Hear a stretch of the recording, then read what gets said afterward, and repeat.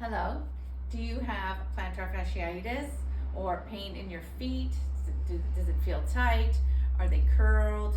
Do you have fallen arches? Any kind of issues in the soles of the feet can have a ripple effect all the way up the body, and particularly folks with scoliosis, we have muscle imbalances, and we tend to favor one side more than the other, and so those balances can then be perpetuated or continue or increase if we aren't aware of them and we don't know how to address them. So one fun, quick, and thing that feels pretty good using these balls, you could also use a tennis ball or a little red, white, and blue juggling ball. Anything that has a bit of give in it. There's also some pink dense balls. These ones are small and they can go in between the lines of bones in your feet, which are similar to the lines of bones in your hands. So I find that this gives a different experience than the bigger dense balls, rubber balls, but you can try and see what works for you. So what I've learned from a physio about plantar fasciitis is it's important to have a daily practice to break up those knots and tense and tight areas.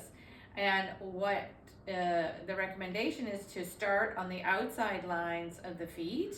So if I was doing my fingers, you would see like the little fingers, like the little toe here. I'm rolling the ball up and down this line here. Just a few times to feel into, oh, how is that area of the foot feeling today? I'm not putting a lot of pressure on it. Most of my weight is on my standing leg, supporting leg. And there are a little bit of bumps and cricks and cracks of my bones moving around because there's a lot of bones in the feet. So after a few rolls up and down on the outside of the foot, the baby toe side, then I move into the fourth toe side and do a few rounds up and down there. So of course we want to address the whole foot step by step, and you take your time, see how much time you have to do this. And then after a few rounds there, you move to the middle finger, or middle toe rather. Of course you could do this with your hands and it would feel great, massaging your hands in a similar way. So once you have gone through all four lines of the feet, all four lines of the toes, then we'll move to some specific areas. But it's important to sort of warm up your feet by going systematically through all the lines of the bones in your feet, and then you can feel what's happening in your feet today and notice day to day any changes based on the effects of what you're doing. So the warm up is all 5 lines of your foot a number of times with a small amount of weight, and you could go back and forth if you wanted, or simply do a few lines at a time, a few rows of the same line at a time. And I usually check in and feel, okay, where are the cricks and cracks? So as you've gone through those lines, you can feel, oh, there's maybe some tighter areas, maybe some looser areas. And then you decide, okay, let's see, I've got a tight area at the top of my heel today, so I'm going to practice leaning in and leaning out. And I've got my toes down for this.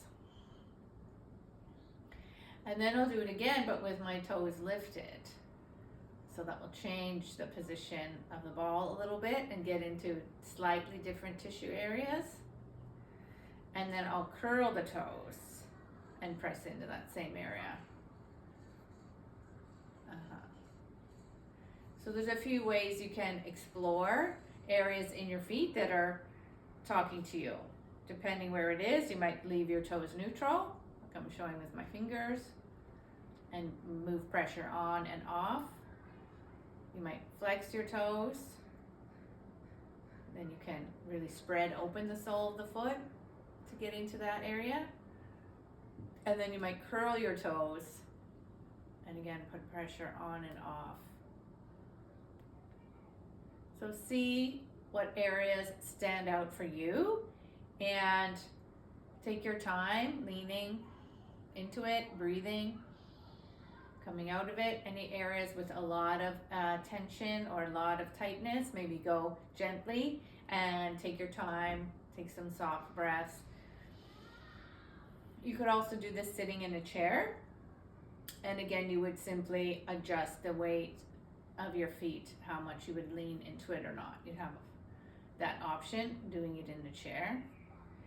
And so when you're done, you found the parts that need extra attention, extra breath, a little bit of extra time, then you're deciding, okay, that foot is finished. You can do what we call painting the foot.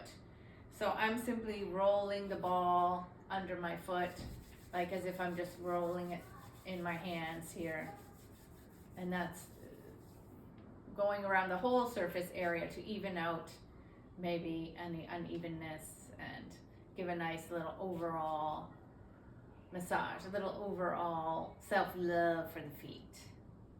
And then when you're done, you stand up and feel the difference between the right foot and the left foot. Also, the right ankle, the left ankle. Also, all the way up the right leg. There's quite a difference side to side. Even if you do the sitting in the chair, you'll feel quite a difference. So make sure you do both sides. And thanks for watching.